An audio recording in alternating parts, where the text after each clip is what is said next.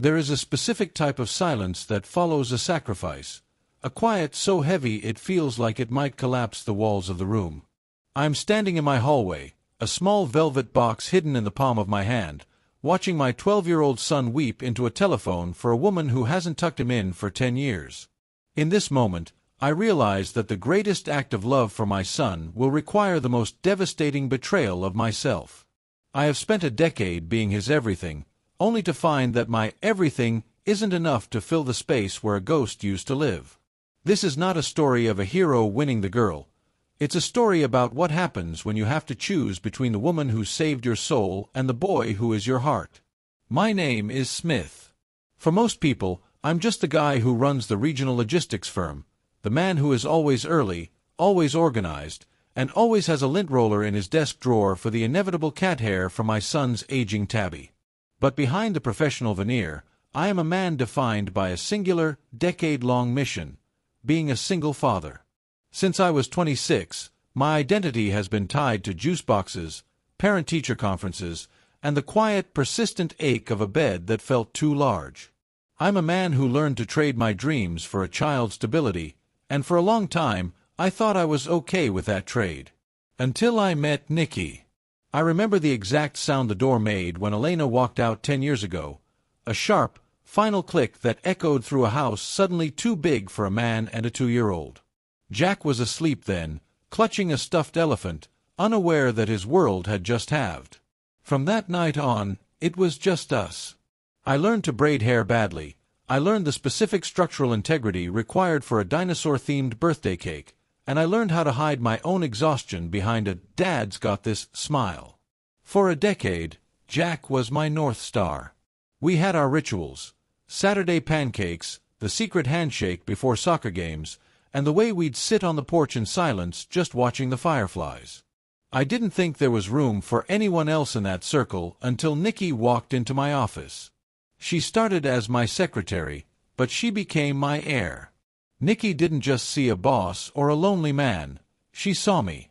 She was the first person in 10 years who asked how I was doing, rather than asking how the parenting was going. Our love was a slow burn of shared coffees and late-night deadlines that turned into dinners. She was patient, brilliant, and possessed a laugh that felt like sunlight hitting a cold room. When I finally realized I wanted to marry her, I felt a lightness I hadn't known since my 20s. But Jack, now 12 and hovering on the edge of manhood, became a wall of ice.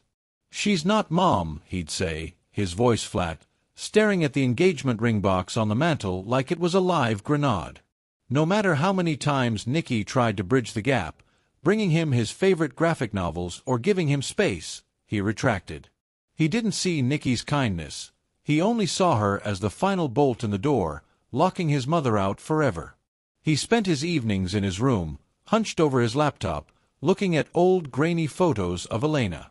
He didn't care that she had remarried years ago, or that she only called on birthdays if she remembered. In his mind, his mother was a queen in exile, and I was the king trying to replace her with a pretender. The heartbreak didn't come in a shout. It came in a conversation I overheard through a cracked door. I had planned to propose to Nicki officially that weekend, but I heard Jack on the phone with Elena. "I'm coming to live with you," he whispered, his voice cracking with a desperation that broke my ribs. "Dad doesn't want our family anymore. He's replacing us. Please, Mom, tell him you're coming back." The silence on the other end must have been deafening, because Jack started to sob, thick, heavy sounds of a boy losing a dream. I stood in the hallway, the velvet box in my pocket feeling like a lead weight. I realized then that I was standing in a crossfire where no one could win. If I married Nicki, I would lose the son I had spent a decade raising alone. His resentment would become a permanent resident in our home. If I stayed single, I would be honoring a ghost that had already moved on, leaving both Nicki and myself in the cold. The love story ended in a quiet office on a Tuesday. I told Nicki I couldn't do it. Not because I didn't love her. God, I loved her more than the next breath, but because I couldn't build a new life on the ruins of my son's heart. She cried, not with anger, but with a devastating understanding.